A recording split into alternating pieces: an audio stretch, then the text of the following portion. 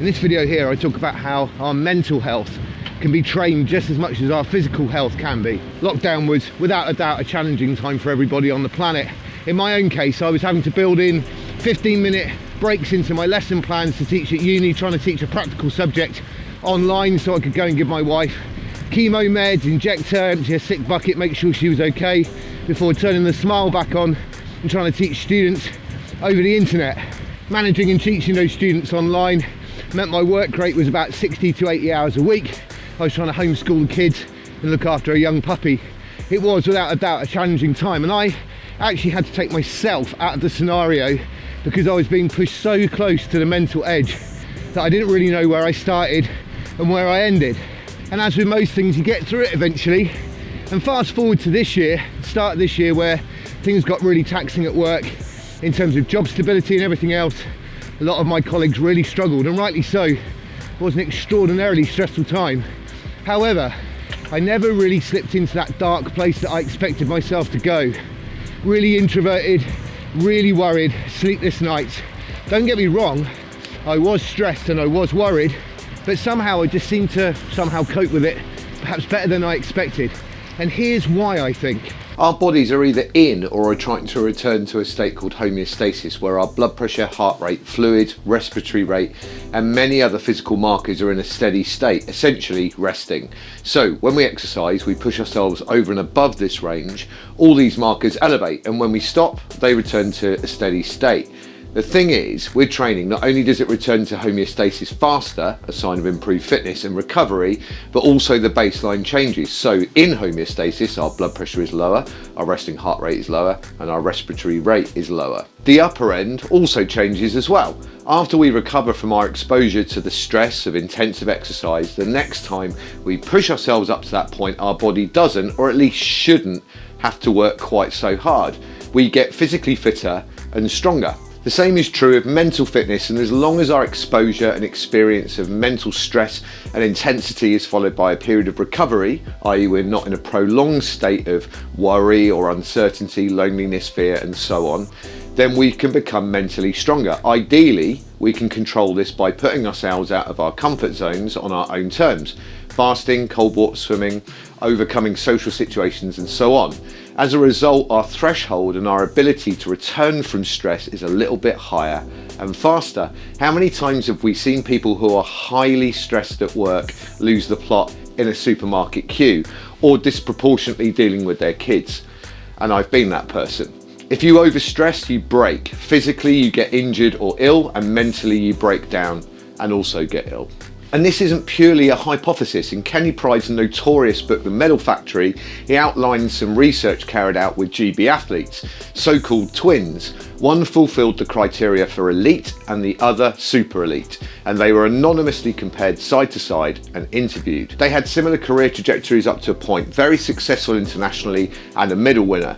And then the elite athletes' careers nosedived and the super elites carried on in an upward trajectory, winning and winning and winning. Team GB wanted to know how to get their athletes not just to win one medal, but several over many years. They wanted to find out what made someone able to endure, to keep coming back for more, to be ruthless, a perfectionist, obsessive and resilient, to keep going over and over and over despite knowing the sacrifice, discomfort and relentlessness that it took. And the results showed that those athletes that truly hit the absolute heights of their career, the ones who surpassed all of the normal expectations, there was one consistent that they all had in common, and that's that they experienced some form of childhood trauma. Now, some of those traumas were extreme, loss of a sibling, loss of a parent, but in some cases they were considerably more mild, or at least by social standards, breakup of a family, having to change school, similar elements to that.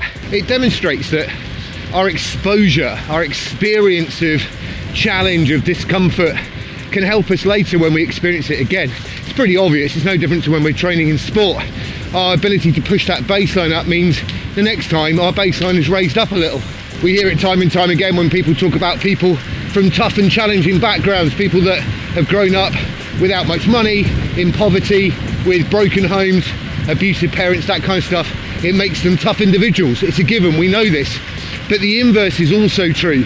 If you have a comfortable upbringing, everything's a little bit too easy for you, when the going gets really tough, you're probably going to really struggle because you don't know what it's like, you don't know how to cope, and it doesn't feel familiar.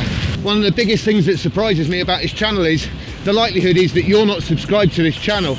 Now, the reason I make these videos are the same reasons that you watch them. There are 3 things you can do that will help grow this channel, that will help motivate me, help me look at new topics and spread this message to more people like yourself and me. The first thing is to subscribe, hit the notification bell. The second thing is to hit like on this video, and the third thing, and don't underestimate this by any token at all, is to leave a comment.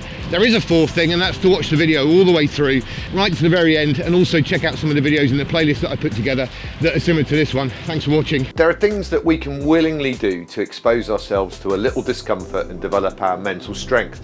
The physical exercise you're already doing will be helping with that. Going to swim training after a tough day at work, or going out for a run in the rain and the cold, it's not just physical exercise. Treadmills and Zwift allow us to watch Netflix and have drinks at hand, be cozy and hit stop when it gets too much. Changing a puncture 20 miles from home in the pouring rain really is character building. But there are other things we can do. In Michael Easter's book, The Comfort Crisis, he suggests being bored is a skill that most of us have lost, and my kids have never even had. We live in an overstimulated world, and when our brains tire from too much engagement with stimuli, they become irritable, impatient and upset. It's good to be bored, to be quiet and to be understimulated. I think when I went to the Brecon Beacons last February and I had my moment of epiphany, I think that's why. I just had a bit of a moment. I've got into a habit of drowning out stuff that isn't there anymore. Perhaps get off the bus early and find a new route to work and get lost on purpose. Or speak to somebody at work or at school pickup that you normally struggle to communicate. There are so many things that we can actually do. I know somebody that used to travel for their job. Trains, planes, driving, you name it. They took a career break to have kids, and 15 years later they have anxiety attacks if they have to be somewhere at a specific time. We use it or lose it. We have to make the choice to be willfully uncomfortable on our own terms, to train for when it's not an option, and the world around us doesn't help. The thing is, life is designed to become more comfortable. When I was younger and I didn't drive, I had to ride everywhere, and I rode through the rain and the wind and the snow to get to wherever I needed to get to. But then I afforded a car, bought a car, and guess what? I stopped riding my bike. And the same can be said of food, comfort, and all the other things at the bottom of Maslow's triangle. When Bex and I first moved in together, we struggled to afford heating, and it was expensive for rent, and trying to buy food was a struggle. But then as we got older, and actually these things got cheaper for a short while, remember that? Then it was easier for us to afford those things, and we became a little bit more comfortable. Maybe one of the upsides of the energy crisis, if there can be such a thing, is that we're actually all developing a little bit of resilience. I'm not saying I want to go back to like it was in the mid-70s, but there is some upsides to everything, and perhaps it will help us develop just a little bit of resilience and a little bit of mental strength. A good example would be this commute into work. It's probably taken me about the same amount of time as that car driver to get into work. So there isn't a time issue there, and it's cheaper for me to ride my bike in, and it's better for me physically. The only thing that's stopping me, aside from having to carry heavy tools or something similar to that, is really comfort. I'm pretty sure that the media and advertising has duped us into forgetting that the strong human is the one battling the headwind and the rain and the sleet in lycra, staring at a patch of concrete this big on the road whilst we're riding to and from work, and compare it to the guy sat in his Audi, smoking his vape with his puffer jacket, listening to R. Kelly. Somehow, somewhere along the line, we've been duped into thinking that that is the real measure of success and being super tough. Trust me, it isn't. I know who I'd prefer to get into a fight with. Turns out we've been fed a line all this time. I know who I'd rather have on my team when the shit hits the fan. Is it going to be Lycra Commuter, or is it going to be Mr. Audi Vapor?